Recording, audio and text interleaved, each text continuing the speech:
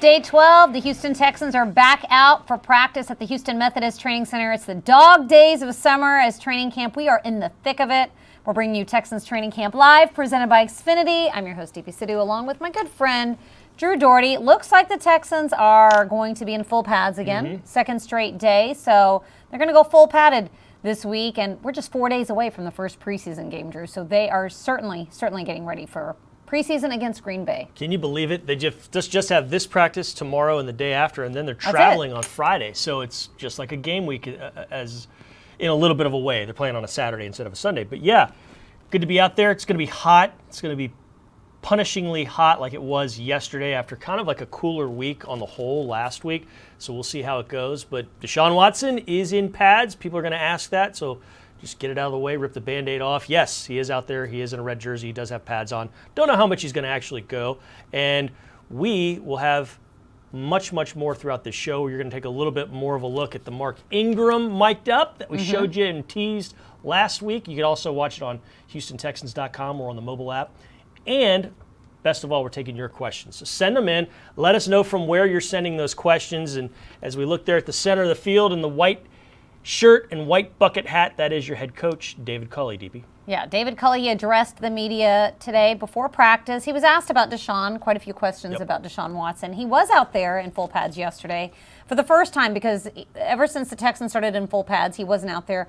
But he still didn't really do any work on 11-on-11s or team drills. He was mainly there in one-on-ones. And so Nick Caserio this morning said that Desean will not be traveling to Green Bay because he has not had and David Culley was asked about it as well. He said he's not had the preseason reps. He has not had the reps in practice so far. So definitely something to keep your eye on. They say day to day. So day to day, we'll bring you the coverage and the latest on that situation as it unfolds. But for the other three quarterbacks that have been out there, it's been a pretty good camp. David Culley was not too thrilled on Saturday night with the pre-snap penalties, but he felt like the team really bounced back with yesterday's practice. There was a lot of teaching that went on yesterday, a lot of special teams, but he felt like the mistakes that they made Saturday, they overcame them. We didn't see refs at practice yesterday, but it's certainly something that's been a point of emphasis even when the refs have not been out there, those pre-snap flags. But David Culley very pleased with what he's seen from the quarterback so far. He wants to see consistency, especially from guys like Davis Mills, the young quarterback.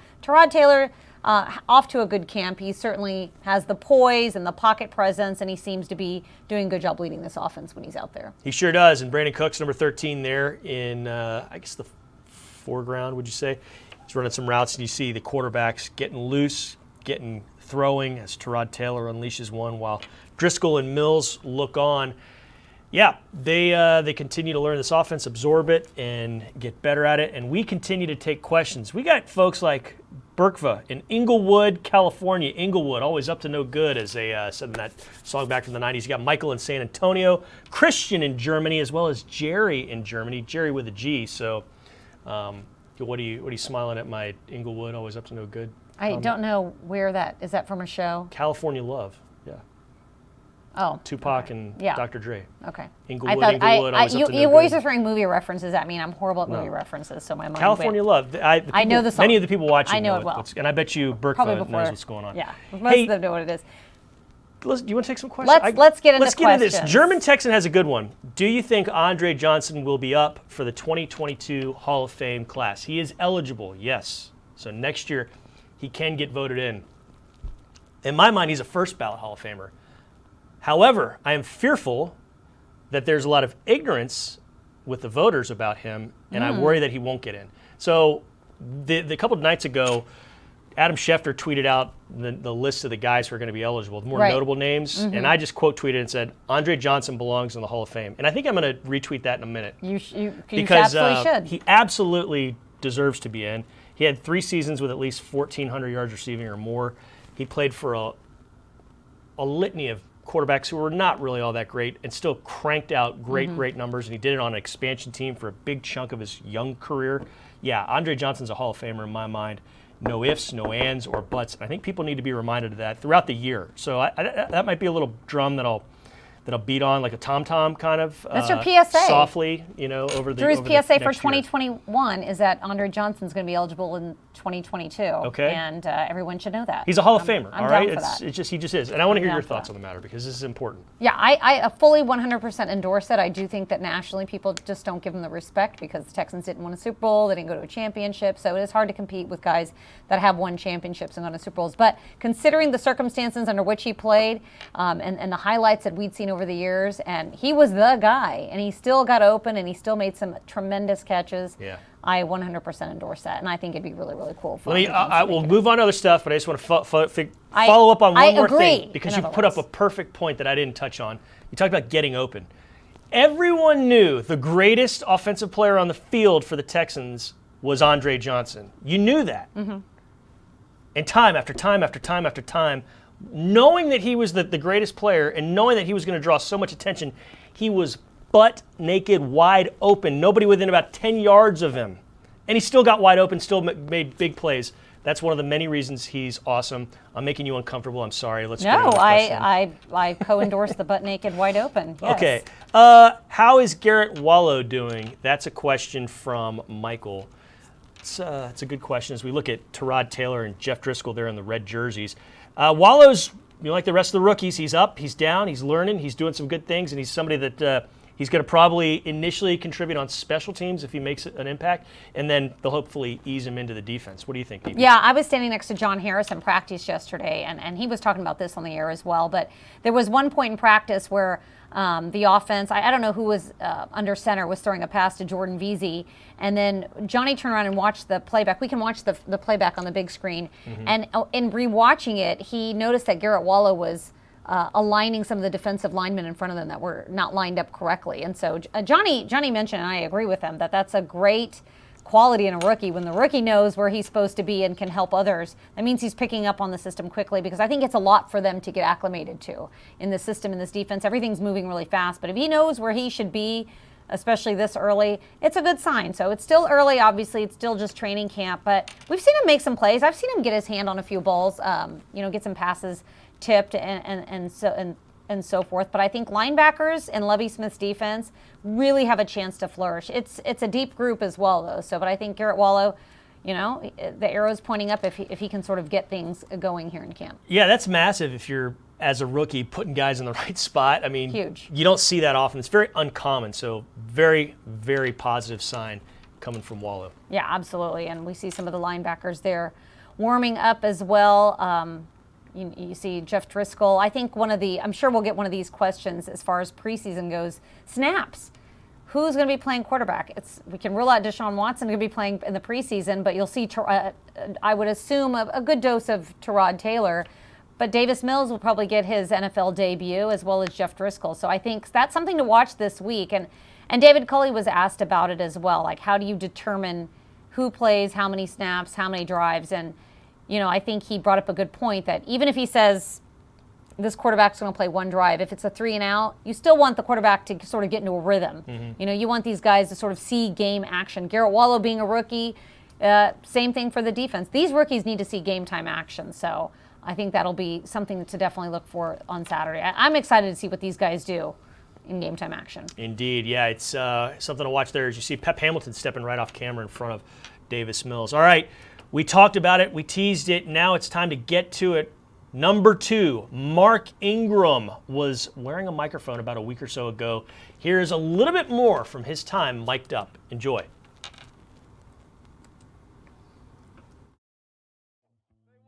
They want that content. We gon' give it to them.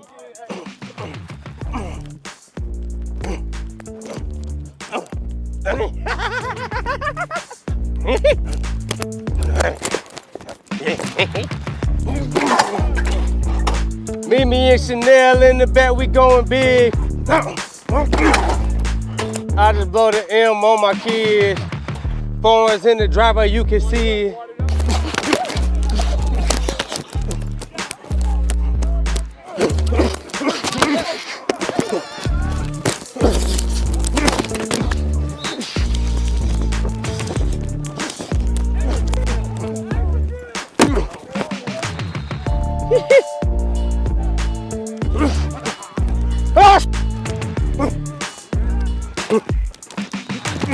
There we go.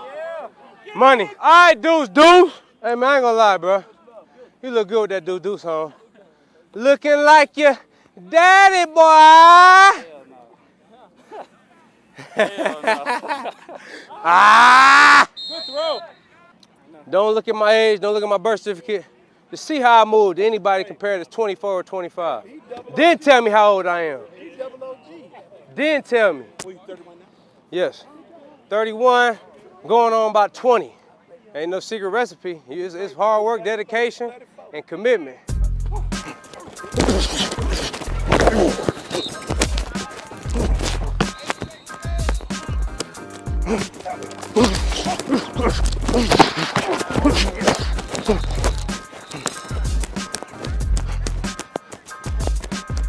Money shot, Tyrod. Money shot, fire. Get live, fire. Good stuff, man. That's what I'm talking about, bro. Oh, yeah. Hey, that's real. Hey, that's real. Hey, that's real. That's a real ball right there. Woo. That's cleats in the chest.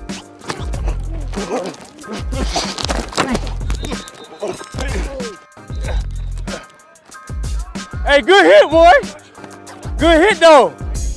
Hey, man, I like how we working. I like how we putting in that work. Let's keep getting better. Iron sharpen iron, man. It's basic, but it's for real. So let's keep grinding. Let's keep putting it together, man, because it's us against everybody. Yes, Texas on 3. 1, 2, 3. Texas. But, hey, it's still like fine wine, like I told you. What you like? Red, white, Cabernet, Pinot. I don't know what you like, but that's me, your finest type. You feel me? Get better with age. Get better with time. You know what I'm talking about? 2-6 in this, you feel me? Hey, Hargraves in this, you feel me? And I got money-making McLaren Mitch in the flesh. Yes, sir. 5-4. Oh, we gonna rock out. We gonna rock out, hey, and walk off on them. You know what I'm talking about? Hey, and my dog 2-5 getting live. You feel me? A little ear hole action. Get my blood boiling a little bit. Oh, one time for the 2. 4-1. You know what I'm talking about? Get it done. He's just the very, very best type of hype man. Yeah, Yesterday good. in my interview with Rex Burkhead, he came up behind us and was, I guess, hyping up my interview or hyping up That's Rex. awesome. I'm not really sure, but he is quickly becoming one of my favorite players on and off the field with just his personality. He's a lot of fun. He is fun, man. Naturally, guys typically stick with their own position group, and maybe they'll branch out to their side of the football. But you see him hyping up defensive guys, Everybody. hyping up offensive guys. It's fun having, and he's done well on the field. Like, that's what matters most, what he's done on the field. And so far, he's looked pretty darn good. Let's see what he does in the preseason games and then on into the regular season. But it's been fun having him, Mark Ingram, around, and we will have a Justin Reed mic'd up, the safety wore a wire recently, and that's coming up in the next few days. So keep your eyes peeled for that. You know, we got more questions to answer. German Texan has this. What's been your favorite Texans game? I'm guessing to be at, to cover, or whatever. What's yours? That's a tough one. I really enjoyed 2018, the 9-game winning streak. I know that's not just one game, but, you know, there were a lot of highlights in that game. They were, you know, we were at Denver, Demaryius Thomas's homecoming. Yep. We had the Washington game with Justin Reed and the 101-yard interception return for a touchdown. I think that entire stretch of having the winning streak, you could pick any of those games. Wasn't that the Sunday night Cowboys game as well? Was in yeah. that year? Overtime. I guess out of all of them, I would probably pick that one. That was a lot of fun. It was prime time. It was the Cowboys. The crowd was so into it. I think in recent history, that maybe that entire stretch was my favorite. That was a fun year for sure. I would go with the 2 Cincinnati games in 11. The playoff That was before my regular time, season. so yeah, and then the Bills win in the playoffs a few years back. Jim has a good one. Will Nico Collins get a TD? This is very specific. Will Nico Collins get a TD from Davis Mills on Saturday? I like that question. It's a good question. I'm going to say sure. Why not? Yeah, or Why maybe not? maybe one from another quarterback too. No, I mean Nico Collins has looked really good in this training camp. He's got an interesting skill set. You can understand why the Texans moved up to get him in the draft. So let's see how he does against other people, than his teammates. So you got to temper a little bit of that enthusiasm. But he's been really good. He's looked great so far. So sure, why not? He can get a touchdown. I'm not opposed to that. I don't think that's out of the realm of possibility. I mean, he certainly could be on the field at the same time as Davis Mills. I mean, we've seen the rookies working together. So he's made some tremendous catches in practice. I think it's consistency. Is he going to be able to do it in game time action? You know, this is definitely not college anymore. It's the pros. He had last year off. So I think he's got some hurdles to overcome, but I certainly don't see it out of the realm of possibility. There's been a lot of excitement surrounding Nico Collins. Yeah. Another fan asks, how is Desmond King II doing? Ooh. I had a chance to talk with Desmond yesterday, the defensive back, cornerback, mainly slot corner. He's been having a solid camp. Every time I look up, he's around the ball. You know, he's knocking it loose, or he's doing a good job getting out and coming up with it. So I think he's done really well. He has a lot to prove. He has, in the past, really been a big-time player. I mean, he was an All-Pro in 2018. So can he get back closer to what he played like then? Perhaps. He also is in the mix as a return man. You know, he's down that depth chart, but he's somebody that can return punts, is capable of returning punts. He's taken one back for a touchdown in his career. So Desmond King has been solid as well in this camp and has really been one of the guys on defense that I think has been a playmaker. Yeah, and I think that you could see him starting very early. Obviously, Bradley Roby isn't going to be playing in week 1. He's still serving the end of his suspension. So you may see a hefty dose of Desmond King, and you'll get to see him out there in the preseason as well. But he's been really impressive so far in camp. He brings a lot of experience. There's a lot of guys that have signed here that are hungry and looking for another shot, and they've done some really great things in their career. You mentioned All-Pro in 2018. I think he was second-team All-Pro in the return game. So he definitely has the skill set and the talent. And you know what I've learned from a lot of these guys in the backfield playing for Lovie Smith is that they're really enjoying it because they can play fast, they can play instinctively. And guys like Desmond King that have the instincts, you know, I'm looking for them to have some big plays when they do make it on the field. So be good for this defense, good good for the team as a whole, no doubt. Ryan wants to know, what is Dear Drew? And I asked the same of myself. We all ask ourselves that question. On an hourly basis. But basically, my name's Drew Doherty, and I answer questions from fans in an article these days. And you can send it in. It's up on the website. Just click on HoustonTexans.com and then the news section. You'll see it. But send in anything. I'll try my best to answer it. Started out as a video back in 2014. Jay McDevitt came up with the idea, and we used to kind of screw around and have funny videos, funny little intros for it, and it was a lot of fun. And we segued into an article over the last 2 years or so. But we enjoy it. So if your question doesn't get answered today, I'm going to try and answer it later today. I've already got a batch of about 4 or 5 that I'm going to get to. So add to that, because I'll answer 20 if I can. So yeah, it's called The Leftovers. So we can't get to all of your questions, but it's great because Drew, we just throw them on Drew's plate, and then he answers them all. I do enjoy the videos. I miss seeing the second screen with the cats, you know, wrestling with a ball of yarn and the random things that you some stuff, yeah. Because I generally would get fixated water on the second slides screen. make a big super fun. Big German Texan too. wants to know, how is Kaimi Fairbairn doing? You know, there was a day when he was missing some field goals. I think they were lining up in weird spots on the field, but that was really the only day that I saw Kaimi off, because every other day he's just been on. And yesterday ran a really cool drill where it was third down. The offense had time to get off one quick play, and then they had to race off the field, and Kaimi would line up for a field goal. And they ran that several times, and at his very longest, it was a 58-yard field goal. Yeah, he drilled a 58-yard. Drilled it. With plenty of distance. Perfect. It didn't just sneak over. I mean, it probably would have been good for about 65, 66. Yeah, and I think that's generally been the case for Kaimi. Whenever he's done long field goals, it's just been perfect. So I think that Kaimi Fairbairn, lots to be excited about for him this year. So, well, listen, it's been a fun show. We it got to go has out been, to practice. and time flies by. But like we mentioned just a moment ago, if your question did not get answered, don't worry. Send it in. Keep sending them in, because we'll get them up on Dear Drew. But look for it later on HoustonTexans.com around 4 or 5, and we'll have some fun stuff for you. So we appreciate you watching. Yeah, Deep, absolutely. Turn it back over to you. Thank you so much. Justin Reed, number 20. You're going to see him mic'd up here in the next few days, so look for that on HoustonTexans.com, as well as I've got notes and quotes. John Harris has Harris Hits. Mark has Vandermeer's View. We've got all your press conferences. We've got you covered. So practice is going to be underway, but you're not going to miss a thing. So just check out our website, download the Houston Texans mobile app as well, and then you definitely are covered. But that's going to do it for Texans Training Camp Live, presented by Xfinity. Thank you to everybody that worked on this show.